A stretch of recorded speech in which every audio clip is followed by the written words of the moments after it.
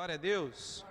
O endereço está aí, olha, 1 Coríntios capítulo 12, do verso 12 até o verso 31. Abra sua Bíblia, vamos ler esse texto e desfrutar daquilo que o Senhor tem para falar conosco essa noite. Amém? Você que está em casa também, pega a sua Bíblia, abra, leia juntamente conosco, participe, faça o seu culto aí também, amém? Em reverência, em adoração ao nosso Deus, em reverência à palavra dele também. 1 Coríntios 12, a partir do verso 12, alguns versículos, mas nós vamos ler, amém? No título da minha Bíblia diz a unidade dos membros do corpo. Presta atenção, verso 12, porque assim como o corpo é um e tem muitos membros, e todos os membros sendo muitos, são um só corpo, assim é Cristo também. Pois todos nós fomos batizados em um Espírito, formando um corpo. Quer judeus, quer gregos, quer servos, quer livres, e todos temos bebido de um Espírito, porque também o corpo não é um só membros, mas muitos. E se o pé disser, porque eu não sou mão, não sou do corpo, não será por isso do corpo? E se a orelha disser, porque não sou olho, não sou do corpo, não será por isso do corpo? Se todo o corpo fosse olho, onde estaria o ouvido? E se todo fosse ouvido, onde estaria o olfato? Mas agora, Deus colocou os membros no corpo, cada um deles como quis. E se todos forem um só membro, onde estaria o corpo? Verso 20. Agora, pois, há muitos membros, mas um corpo. E o olho não pode dizer à mão, não tenho necessidade de ti, nem ainda a cabeça aos pés, não tenho necessidade de vós. Antes, os membros do corpo que parecem ser os mais fracos são necessários. E os que reputamos serem menos honrosos no corpo, a esses honramos muito mais. E aos que em nós são menos decorosos, damos muito mais honra. Porque os que em nós são mais honestos, não têm necessidade disso. Mas Deus assim formou o corpo, dando muito mais honra ao que tinha falta dela. Para que não haja divisão no corpo, mas antes tenham os membros igual cuidado uns dos outros. De maneira que se um membro padece, todos os membros padecem com ele. E se um membro é honrado, todos se regozijam com ele. Ora, vós sois o corpo de Cristo e seus membros em particular. E a uns pôs Deus na igreja, primeiramente apóstolos, em segundo lugar profetas, em terceiro doutores, depois milagres, depois dons de curar, socorros, governos, variedades de línguas. Porventura são todos apóstolos? São todos profetas? São todos doutores? São todos operadores de milagres? Têm todos o dom de curar? Falam todos diversas línguas? Interpretam todos? Portanto, procurai com zelo os melhores dons, e eu vos mostrarei um caminho mais excelente. Amém? Aleluia. O texto é um pouco longo, mas é uma bênção, quando a gente pode desfrutar dessas palavras. O título da mensagem dessa noite é Um Só Corpo. Amém? Um só corpo. Conforme o texto que nós lemos, querido, a Bíblia diz que nós somos organizados como um corpo. Amém? Como um corpo. Paulo comparou o corpo de Cristo, a igreja, como um corpo humano. Ele estava escrevendo aos Coríntios, e para que a mensagem fosse entendida de forma mais clara, Paulo fez essa comparação, a igreja, o corpo de Cristo, como um corpo humano. E ele diz assim, assim como o corpo é um e possui muitos membros, assim também é Cristo, o corpo de Cristo, Não é apenas um, mas somos muitos membros, mas formamos apenas um corpo. Isso nos traz a ideia de estar juntos, de andarmos juntos, de união, de unidade. Diga unidade. Unidade. Essa é a visão de Deus, a intenção de Deus, Quando Ele mesmo nos organizou como um corpo, o corpo de Cristo. O que Deus deseja? Deus deseja unidade. Amém? Algo não divisível, algo indivisível. Cristo é o cabeça da igreja e nós temos, apesar de sermos muitos membros, formamos um só corpo. Então, querido, para começar, essa ideia de que membro pode andar por aí solto, De que membro não precisa estar na igreja, não precisa estar junto do corpo de Cristo, me parece, conforme nós lemos, que essa ideia não me parece muito bíblica. Amém? Porque quando você já imaginou, você já viu algum par de pernas andando por aí sem o restante do corpo? Não. Chega até mesmo parecer estranho, não é? Chega a parecer algo anormal, né? Porque um membro humano separado do corpo é algo, né, que realmente perde a sua função. Chega até mesmo a soar estranho. E Paulo ainda vai mais longe, no verso 22 ele diz assim: até mesmo aqueles membros que parecem ser mais fracos, todos eles são necessários. Ou seja, nós como igreja, segundo a visão bíblica, nós não podemos abrir mão de ninguém, né? Uma vez que todos fazem parte de um mesmo corpo. Todos, né, sem exceção, possuem alguma função no corpo. Amém? Somos diferentes, realmente possuímos dons diferentes, habilidades diferentes, e toda essa diferença, a Bíblia vai explicar para nós que toda essa diferença, né, quando ela é juntada, né, andando bem alinhada, trabalhando junto, ele faz com que na igreja haja crescimento, avanço, conquistas. Amém? Essa é a ideia que o apóstolo quer nos deixar claro. Ou seja, se dividir ou se faltar alguém, o corpo estará incompleto. É por isso que ele recomenda, olha, tenham, né, cuidado uns para os outros, né, de igual para todos os membros. É por isso que existe a necessidade de ter cuidado com todos. Amém? Todos nós. Cada membro possui a sua função e a sua importância. Aquilo, querido, que Deus me chamou para fazer, não existe ninguém melhor para fazer do que eu. Aquilo que Deus chamou você para fazer, não existe ninguém melhor do que você mesmo para fazer. Você possui a sua função, você possui a sua importância, você é necessário no corpo de Cristo.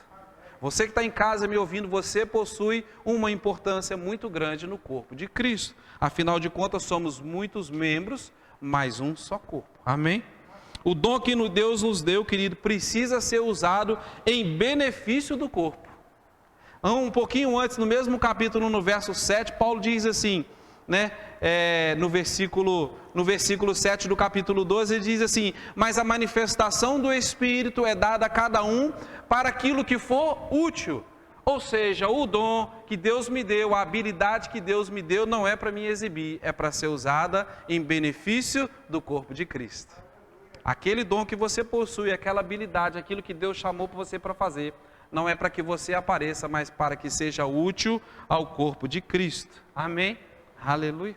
Por isso todos, né, são importantes, né? O dom que nós possuímos é para servir ao próximo. Qual é a função da igreja? Servir. E nós que somos seus membros, a nossa função automaticamente é servir também. E Deus, querido, sabe, Ele fica muito feliz quando nós entendemos tudo isso e quando nós nos colocamos à disposição de servir a outras pessoas e de servir o reino de Deus. Aleluia. Eu quero que você entenda isso, por isso eu volto a repetir. Aquilo que Deus chamou você para fazer, querido, apenas você sabe fazer da melhor maneira possível. O contrário também é verdade. Quando nós possuímos um dom, quando nós possuímos uma habilidade, quando nós possuímos um chamado, né? E nós não usamos isso em benefício do corpo de Cristo, em benefício da igreja, nós estamos fora da visão de Deus. Nós precisamos também ter consciência das coisas. E eu ainda vou ser um pouco mais sincero. Quando nós sabemos que tem algo, um dom que nós poderíamos estar usando, e nós não fazemos, nós estamos defraudando o corpo de Cristo no qual nós pertencemos. Sabe o que é defraudar? A pessoa, os seus irmãos, a igreja poderia estar desfrutando daquele dom que está sobre sua vida, e quando você não faz, você está defraudando o corpo de Cristo. Isso é algo muito sério, querido. Isso é algo que certamente Deus vai cobrar, né, particularmente de cada um de nós. É por isso que nós precisamos, né, saber aquilo que nós temos à disposição, a habilidade, o dom, o chamado, e nos colocarmos à disposição para fazermos. Para que, como eu disse, para que haja crescimento, avanço, conquistas no corpo de Cristo. Lá em Efésios capítulo 4, a partir do verso 15, 16, Paulo diz assim, né, usando a mesma analogia, Paulo diz assim: antes, seguindo a verdade em amor, cresçamos em tudo naquele que é o cabeça do corpo, Cristo. do qual todo o corpo, bem ajustado e ligado pelo auxílio de todas as juntas, né, segundo a justa operação de cada parte, né, faz o aumento do corpo para a edificação em amor. Ou seja, querido, é necessário que cada parte esteja bem ajustada e bem alinhada para que haja crescimento. O crescimento não pode vir apenas para todo mundo, apenas porque um certo grupo de membros trabalham, apenas porque uma parte do corpo trabalha. Não, para que haja crescimento de fato, todos precisam trabalhar em favor do corpo. Nós precisamos trabalhar e contribuir de igual modo para que a igreja, para que o corpo de Cristo, no qual nós pertencemos, possua um crescimento saudável. Cada parte ajuda o corpo a crescer de maneira organizada, de maneira correta. Nós somos chamados, então, para promover o crescimento da igreja, para promover o crescimento do irmão, para promover o crescimento do reino de Deus. E falando mais especificamente a respeito de corpo, querido, quando nós nos colocamos no lugar onde nós deveríamos estar, segundo, né, aquilo que Deus nos designou para fazer, nós estamos contribuindo para o crescimento do corpo de Cristo. Paulo vai começar lá no verso 28, ele vai citar alguns dons, conforme nós lemos aqui, né? Uns para pastores, para apóstolos, para profetas, doutores, evangelistas, socorros. E eu quero já deixar claro, explicar para você que essa listagem aqui não está em ordem, né, de importância, né? Mas ele começa a citar alguns dons, né? Por quê? Porque o dom que está sobre a vida de cada um, ele faz com que haja crescimento. É para isso que serve, querido, os dons do qual nós trabalhamos, né? É isso que Deus deseja, que nós sejamos edificados um ao outro, né? E como um todo sobre aquilo que está sobre as nossas vidas. Lá em Efésios capítulo 4, no verso 12, Paulo vai dizer assim que os dons servem para o aperfeiçoamento dos santos, a edificação do corpo de Cristo, né? Aí vem a pergunta, se Deus planejou tudo isso, né? Se Deus planejou toda essa unidade, se Deus planejou todo esse crescimento, todo esse avanço, né? Sendo nós, né, influenciados, abençoados pelos dons que estão no corpo de Cristo, na igreja. Aí vem a pergunta, né? Por que é que a gente vê hoje em dia, infelizmente, né, tantos ensinos errados, contrários à palavra de Deus a esse respeito? Existem aqueles, você pega a internet, você vai encontrar lá ensinos do tipo assim, ninguém precisa de igreja não, nós somos a igreja. Aleluia, é verdade, nós somos igreja, querido, cada um de nós é a habitação do Deus vivo, amém? Nós somos a igreja, mas a Bíblia diz claramente que aperfeiçoamento, crescimento, edificação, vem pela exposição dos dons que foram repartidos e colocados aonde? Na igreja, no corpo de Cristo. Aleluia, amém? Querido, o ajuntamento do domingo, o ajuntamento da quinta-feira, como estamos fazendo hoje, não é para formar a igreja somos nós, mas é para que haja crescimento, avanço, conquistas. Uns recebendo, né, daquele do dom, do chamado que está sobre a vida de um dos outros. Porque é no ajuntamento, é na unidade que se tem crescimento. Pastor, ajuntamento e unidade não é a mesma coisa? Não, querido. Porque era o que estava acontecendo na igreja de Corinto, por isso que Paulo foi claro em dizer, existia ajuntamento, mas não existia unidade. Olha lá, 1 Coríntios capítulo, lá no primeiro capítulo de 1 Coríntios, mesmo no verso 10, Paulo vai dizer assim, rogo-vos, porém, irmãos, em nome do Senhor Jesus Cristo, que digais todos a mesma coisa, e que não haja entre vós divisões, antes sejam o quê? Unidos. Antes sejam unidos, né, em um mesmo sentido, em um mesmo parecer. Querido, muitas vezes existe ajuntamento, mas não existe unidade. É diferente. E a Bíblia vai deixar claro que é na unidade, que é na união, que há crescimento, que há bênçãos, que há prosperidade. Abre sua Bíblia lá no Salmo 133 para eu te mostrar algo. É um salmo muito conhecido, né? Você que está em casa também, abra sua Bíblia, Salmo 133. Diz assim, ó quão bom e quão suave é que os irmãos vivam em quê?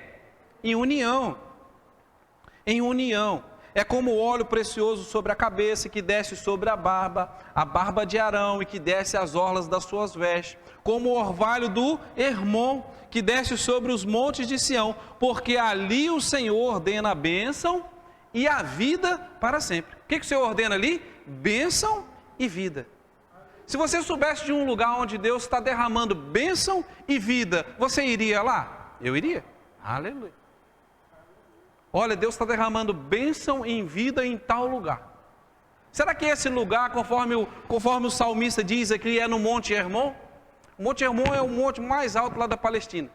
Se você soubesse que Deus estivesse derramando bênção e vida, você iria lá? Você iria, querido. Você ia pegar um avião, você ia para Israel, você ia fretar um carro, um avanço, você ia depois andar tantas horas até chegar naquele lugar, porque você sabia que o lugar onde Deus estava derramando bênção era lá no Monte Hermon. Lá Deus estava derramando bênção e vida. Então a gente iria lá.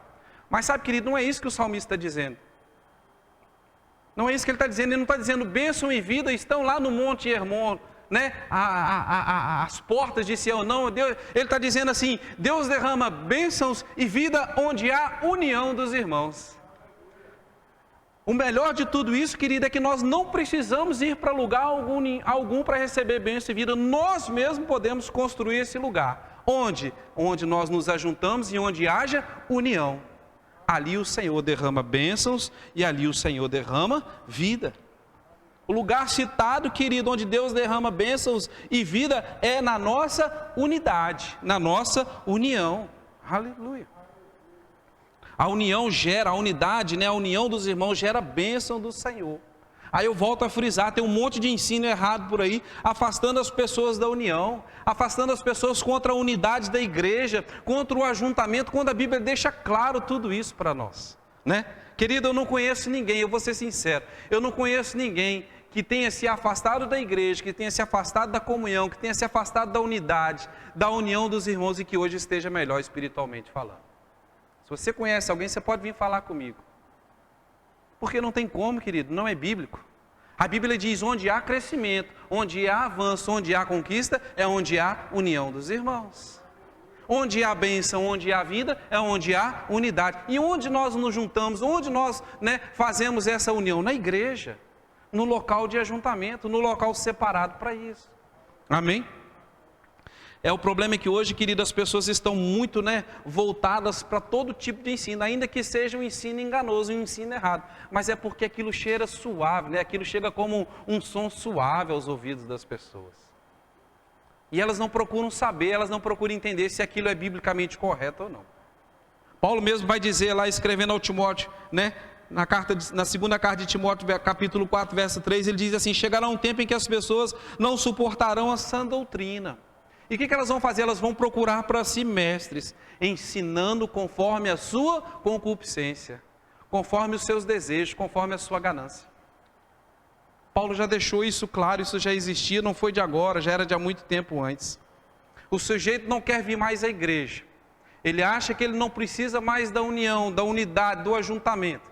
Ele acha que ele não precisa mais ouvir uma palavra, ser exortado, ser instruído, né? Ele acha que não precisa mais participar da comunhão, né? Que aquilo não faz falta alguma para ele. Servir ao próximo como Jesus ensinou, aquilo muito menos passa pela cabeça dele. Aí o que ele faz, né? Ele pega aquele dom que Deus deu a ele, né? Que a Bíblia diz: esse dom que eu estou dando para você é para você usar na edificação do corpo de Cristo, para que as pessoas sejam abençoadas e tocadas pelo seu dom. Ele pega o dom que Deus deu, coloca na sacola em terra. Lembra da parábola de Jesus? Aquele que ele repartiu os dons, o que foi que ele fez? Ele não usou para abençoar ninguém, ele pegou e escondeu. Lembra qual foi o resultado da parábola? Então ele não quer vir mais. Então o que ele faz? Ele vai para a internet. Aí ele chega na internet e ele acha alguém lá. Opa, achei alguém aqui explicando aqui que não precisa mais de eu ir à igreja. Eu vou dar o meu like e vou seguir esse sujeito. Muito cômodo, né? Opa, achei alguém aqui que diz que crente não precisa mais dar dízimo. Eu vou dar o meu like e vou seguir esse. Mal informados, né? Aí tem uns que ainda vai por aí e diz assim: não, eu não vou para a igreja não. Para quê? Eu vou dar dízimo para o pastor? Só para esclarecer, deixa eu dizer algo: pastor não vive de dízimo, amém? Pastor vive de salário, ok? Aleluia. Mas tem muita gente mal informada por aí. Aí ele pega tudo aquilo que Deus deu para ele, toda aquela habilidade. E deixa eu falar, eu tenho certeza que você conhece gente desse tipo, que pegou o dom, que pegou aquilo que Deus colocou sobre a vida dele, e ele usava na igreja, né? E o dom dele tocava outras pessoas, era usado por Deus para a edificação da igreja. Ele pega aquele dom, ele guarda, e ele diz assim: eu não preciso fazer mais nada com isso que Deus me deu. Eu não preciso mais de igreja, eu não preciso mais me juntar.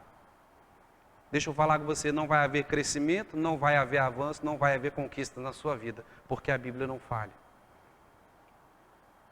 Juntando um monte de mestres, né, para si, conforme seu engano. Sabe, querido, deixa eu dizer algo para você, esse abandono de igreja, todo esse abandono da fé, toda essa apostasia, isso é um sinal claro do final dos tempos. Paulo já disse isso para Timóteo. 1 Timóteo capítulo 4, ele diz assim, Paulo escrevendo para Timóteo, lá no primeiro carta, no capítulo 4, ele diz assim, mas o Espírito expressamente diz que nos últimos tempos, o que acontecerá? Apostatarão, desertarão alguns da fé, dando ouvido a espíritos enganadores e a doutrinas de demônios. Não é Paulo dizendo, Paulo diz, o Espírito expressamente diz que no final dos tempos, muitos irão abandonar, apostatar da fé. Esse é um sinal claro. E deixa eu falar algo para você, eu sempre repito isso nas minhas mensagens, se a gente for ali fora, para 10 pessoas, 9 vão falar que são desviadas, uma vai falar que não conhece a Cristo. É mais fácil você topar com um desviado do que um não crente hoje. Esse é um sinal claro do final dos tempos. Amém, querido, mas deixa eu voltar ao assunto, querido, igreja, ela é a ideia de Deus. A igreja foi gerada no coração de Deus e Deus possui expectativas a respeito da igreja. A igreja foi comissionada para uma função específica, para uma grande missão. A igreja, por exemplo, só para você ter ideia, a igreja é a única organização na terra capaz de trazer o céu para a terra. Aleluia, querido. Então a intenção do diabo é acabar com a igreja, é acabar com o ajuntamento, é acabar com a unidade. Ele conhece a palavra, ele trabalha contra isso. Se a palavra diz que é na união dos irmãos, na unidade, que Deus derrama bênção e vida, você acha que ele vai querer você aqui dentro? Ouvindo uma palavra, sendo edificado por uma palavra, por um estudo, sendo tocado por um louvor, sendo tocado pela unção do irmão? Você acha que ele vai querer isso para você? Não vai, querido. É na igreja também que nós encontramos apoio nas horas difíceis, nos conselhos dos irmãos, né? na oração, na mensagem de um pastor, em uma palavra divina numa hora certa, em um cântico de louvor e adoração. A Bíblia diz que Deus se move em meio aos louvores. Às vezes nós estamos esperando uma mensagem para que algo aconteça de diferente na nossa vida. Ei, querido, às vezes o milagre que você está esperando, ele está aqui na hora do louvor. Deus está se movendo, querido, em nosso meio. É na igreja, no ajuntamento, que edificamos a nossa fé, ouvindo, né, uma boa pregação, um ensino bíblico, né, as ministrações. É na igreja que as nossas crianças são ensinadas na verdade. Nós estamos vivendo o final do tempo, querido, o diabo tem se levantado ferozmente contra as crianças, nós estamos vendo isso nitidamente. Por 2 vezes a Bíblia relata que o diabo se levantou feroz contra as crianças.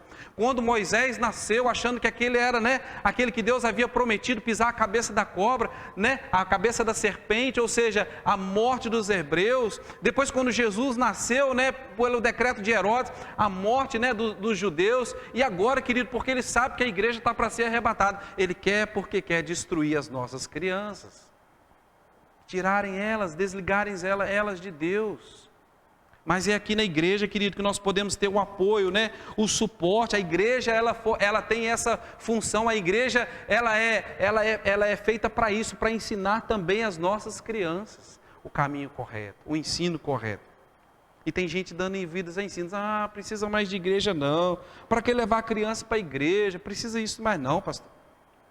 Cuidado, pais, vocês são responsáveis, né?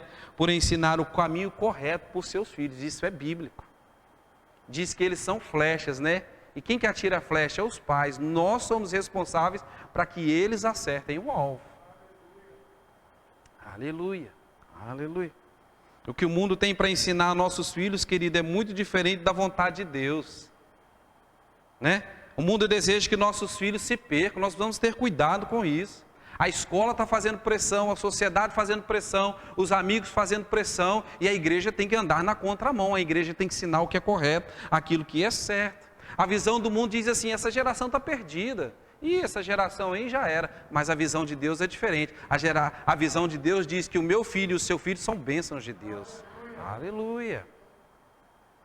E nós vamos trazê-los, né? Nós vamos levá-los aonde a palavra é ensinada de maneira correta, para que a vida delas haja crescimento, edificação, conquista, avanço. Amém? Nós precisamos, querido, né, levantar uma geração forte, blindada pela palavra de Deus. Quando alguma mentira chegar aos ouvidos dele, imediatamente eles vão detectar. O Espírito Santo que mora neles vai alertar, vai falar, opa, isso não. Isso é contra a vontade de Deus. Aonde eles vão aprender essas coisas? Na igreja, no ensino dos pais. Amém? Nós precisamos valorizar a igreja, querido. Nós precisamos valorizar o ajuntamento. Isso é uma dádiva de Deus para nós, né? Crente que enxerga a igreja como uma obrigação. Hoje é dia de culto. Querido, você está completamente fora da visão de Deus. Você ainda não entendeu o que é fazer parte do corpo de Cristo, né? Isso para nós tem que se tornar um privilégio, né? Agora surgiu uma outra modalidade de crente, o crente online. Não é isso? O crente online. O crente que acha que não precisa mais vir à igreja. Online tá bom, né? Eu vou ficar aqui. Ou então ele diz assim, como eu não estou na escala hoje, eu não vou mais, eu não vou na igreja hoje não. Eu só vou quando eu estou na escala, senão eu fico online. Querido, deixa eu falar uma coisa para você, principalmente você que está em casa. O culto online é uma bênção. O culto online foi feito com a intenção, né, de levar a mensagem, de levar o evangelho a quem por alguma impossibilidade não pode vir à igreja. Amém? Alguém que esteja, né, fora, às vezes a doença, né, com toda essa pandemia, né, tudo isso nós criamos, né, porque nós precisávamos, né, realmente. Mas graças a Deus, né, pastor João até falou isso, nós estamos voltando ao normal, amém? Glória a Deus. Mas deixa eu dizer algo para você, querido. O culto online, ele nunca vai substituir o presencial. Nunca.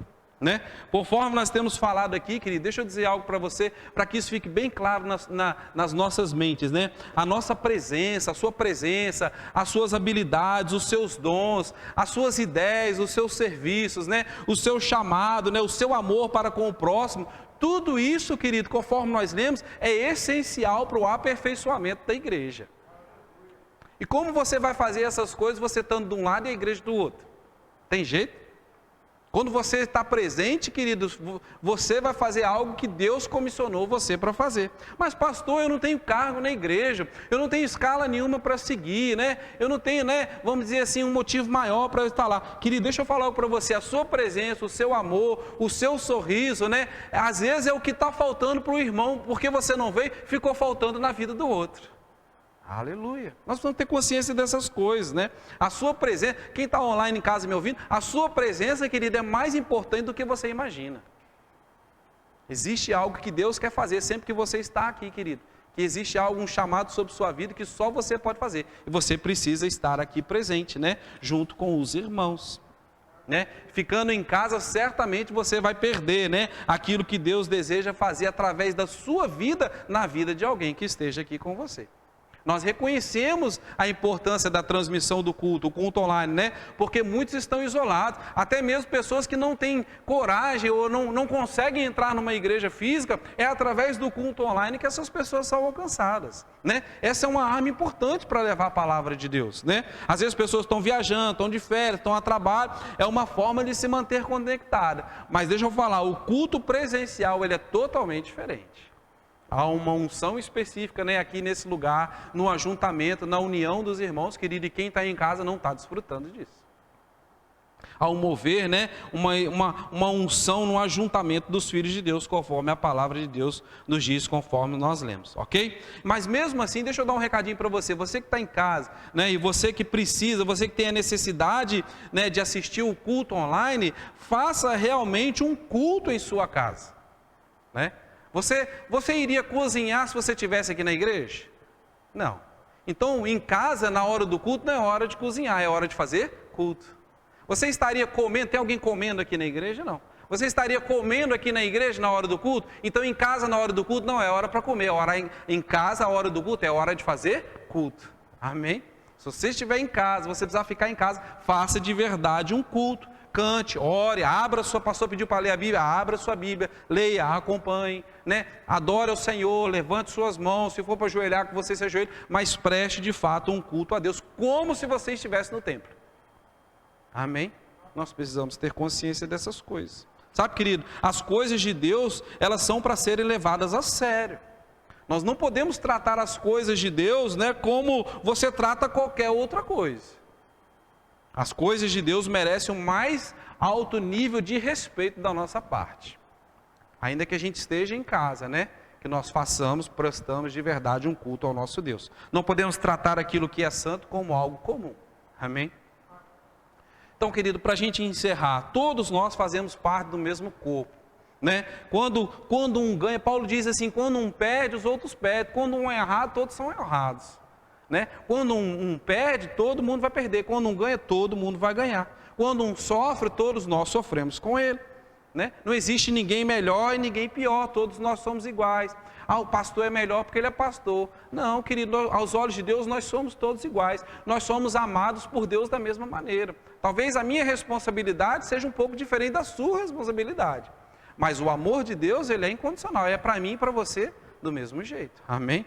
Então, querido, não é que somos mais ou menos importantes, todos são importantes na igreja, todos são importantes, né, no corpo de Cristo. Deus planejou a igreja, o ajuntamento, para quê? Para que juntos possamos crescer, ser abençoados, né, para que haja avanço, possamos ser tocados uns pelos dons dos outros, amém? Para nos amarmos, apoiarmos uns aos outros, né, para que haja conquistas em nossas vidas. Então nós precisamos, né, valorizar essa dádiva maravilhosa, que é a comunhão dos santos, a igreja, o corpo de Cristo. Amém? Então o recado de Deus essa noite é, vem para a igreja, querido, principalmente você que tem faltado bastante, acompanhado muito online, vem para a igreja. Deixa eu dizer algo para você, a sua presença aqui é muito importante. Você faz toda a diferença quando você vem nesse lugar, porque existe algo específico sobre sua vida que só você sabe fazer. Às vezes o seu melhor sorriso, o seu melhor abraço, né, a sua melhor recepção é o que vai ficar faltando na vida do outro, porque você não veio, né? Então Deus não pôde usar você naquele instante, naquele lugar sobre a vida de alguém. Amém? O corpo está incompleto, né? Sempre que alguém falta, sempre que alguém não está presente no nosso meio. Amém? Todos vocês que estão aqui, né, graças a Deus pela vida de vocês, e todos vocês que estão em casa, saiba que este corpo, o corpo de Cristo na IBNA, ele fica incompleto quando você não se faz presente juntamente conosco. Amém? Glória a Deus. Que possamos ter consciência, né, dessas coisas, né, apesar de muitos membros, mas um só corpo, o corpo de Cristo, a igreja do Senhor. Amém? Aleluia. Glória a Deus. Amém. Amém. Aleluia. Fica de pé então, vamos orar. Deixa eu abençoar a sua vida e encerrar o culto dessa noite. Amém? Pai, nós te agradecemos, ó Deus, o privilégio de podermos compartilhar do teu amor e da tua palavra. Obrigado pelo privilégio de podermos, né, fazer parte do corpo de Cristo, onde Cristo é o cabeça, onde Cristo, né, diz aquilo que nós devemos fazer, como proceder, segundo a tua palavra, ó Deus, e nós te agradecemos porque pertencemos à família do Senhor, pertencemos à tua família e à família IBNA, ó Pai. Louvado e bendito seja teu santo nome, obrigado pela presença de cada um aqui, aqueles que nos acompanharam online, ó Deus, que o teu amor os alcance. Dai-nos um restante de noite guardados e protegidos pelo Senhor, tudo isso nós pedimos e agradecemos no nome de Jesus. Amém. Amém. Vá em paz, querido. Deus te abençoe.